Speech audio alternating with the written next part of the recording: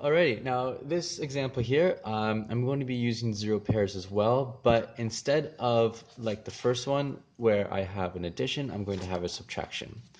So let's look at this. Let's say I have n minus 4 is equal to, oh gee, I don't know, let's just use 10 again. Okay?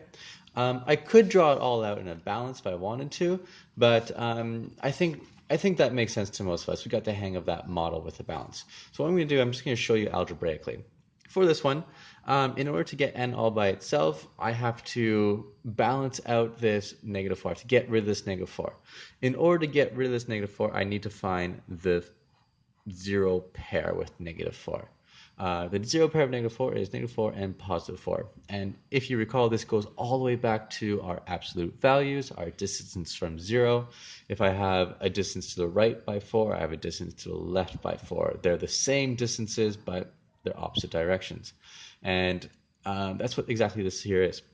If I think about this as well, I go down 4, I go up 4, and where am I going to end up? I'm going to end up at 0. That's the zero pair. Two things that pair together to equal 0.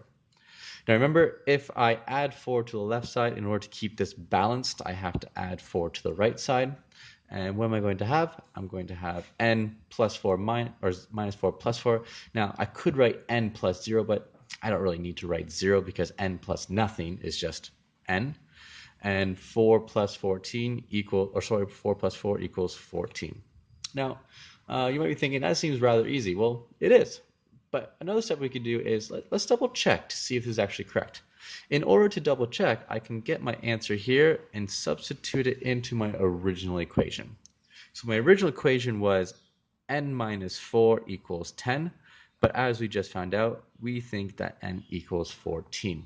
If I mix the substitution, I put this 14 inside here, so 14 minus 4 equals 10, and if I do that calculation, 14 minus 4 is 10. 10 does in fact equal 10, therefore that value is the correct value for n. Hope that helps. See you in the next one.